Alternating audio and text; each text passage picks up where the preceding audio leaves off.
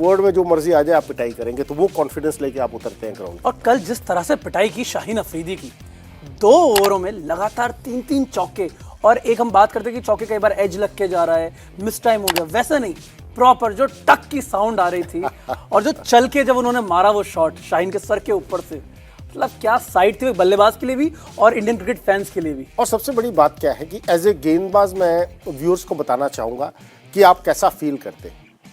आपको 2 चौके पड़े जब आप ओवर द स्टंप्स गेंदबाजी कर रहे थे, और बड़े अच्छे, एक तो कदमों का इस्तेमाल किया और दूसरा कवर्स के अंदर मारा। बिल्कुल, मतलब उसके बाद आपने क्या किया, आपने एंड चेंज कर लिया, कोन बदल लिया आपने अपना। अगर आप बॉलर हैं, आप कोन बदलेंगे कि उस एंगल से मैं बॉल अंदर की तरफ लाऊंगा जहां उनको रूम नहीं मिलेगा खेलने के लिए। लेकिन 2 चौके शुभमन गिल ने वहां भी मारे, एक पॉइंट में मारा और एक ऊपर से कवर्स के ऊपर से मारा। तो 4 चौके, उस मतलब आप मानसिक स्थिति एक गेंदबाज की सोचिए क्या है। आप कहते हैं कि मैं वर्ल्ड का बेस्ट बॉलर हूं, मतलब आप नहीं कहते, मतलब वर्ल्ड कहता है आप बेस्ट बॉलर है, और आप एक युवा खिलाड़ी जो ज्यादा नहीं, मेरे ख्याल 20-22 इंटरनेशनल गेम्स उनके नीचे हैं, उनके बेल्ट के नीचे, उन्होंने आपको अच्छे क्रिकेटिंग शॉट्स लगाए हैं। उन्होंने आड़ा ताड़ा नहीं मारा कि ऐसे मारा, एज लगा वहां चला गया, इनर एज लगा, फाइन लेग पर चला गया, नहीं, उन्होंने आपको ऊपर से मारा, कवर के ऊपर से मारा, पॉइंट में मारा, कवर ड्राइव मारा।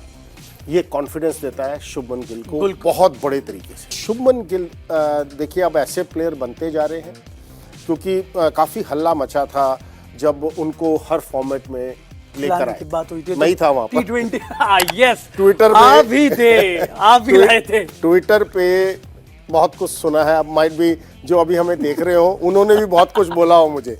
तो उस समय देखिए क्या है कि एक सोच होती है। मैं एज ए गेंदबाज सोच रहा था कि अगर मैं शुभमन गिल को गेंदबाजी करूंगा तो वो कैसे उभर कर आएंगे। उनको पहले टेस्ट मैचेस, वनडेज, T20, जब तीनों फॉर्मेट में डाला तो बहुत हल्ला मचा था उस समय कि ये डिजर्व नहीं करते हैं।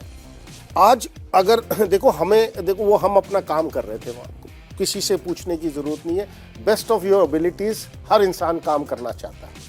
लेकिन आज कोई पूछे उठकर कि शुभमन गिल के बारे में आप क्या कहेंगे, अब सब क्रेडिट लेते हैं। हाँ, वही वाली बात हो रही है कि हाइंडसाइड में तो हर कोई बोल सकता है जब हो जाता है, लेकिन करके दिखाना। आपने पहले भरोसा वहां पर जताया कि भाई पहले टेस्ट में गाबा में जो उन्होंने 91 रन की पारी खेली, वहीं से वो झलक दिख गई कि भाई दम तो है इस बंदे में। हाँ, उसके बाद वनडेज खेले और उसके बाद T20 भी खिलाया। हाँ, T20 में उनको लेकर ये बात चलती थी कि यार T20 का प्लेयर नहीं है। उनको T20 भेजा न्यूजीलैंड, हाँ, सबसे वहां पर, और बहुत लोगों ने पूछा उस समय कि न्यूजीलैंड ही क्यों।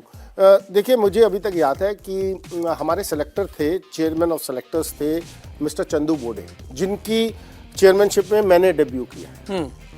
और मैंने एक दिन, जब मैं 1-2 साल क्रिकेट खेल गया, तो चंदू सर से मैंने, वो मेरे अंडर 15 के कोच भी रहे हैं, उन्होंने बहुत क्रिकेट मुझे सिखाई।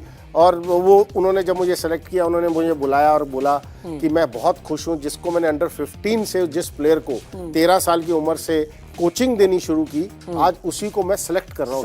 वो बहुत बड़ी बात होती है, बहुत बड़ा। आप अपने ही ट्रेनिंग को आप सेलेक्ट कर रहे हो।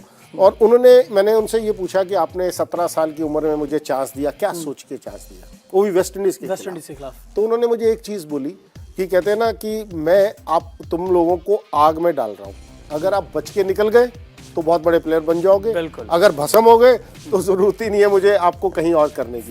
तो ये बातें आपको याद रखनी चाहिए कि क्या आपके साथ हुआ था, आप क्या कर रहे हो, वो बहुत इंपॉर्टेंट है। यू हैव टू ट्रस्ट, आपको एक प्लेयर को ट्रस्ट करना बहुत जरूरी है। उससे बात करो, उसके कंधे को थपथपाओ, उसको कॉन्फिडेंस दो।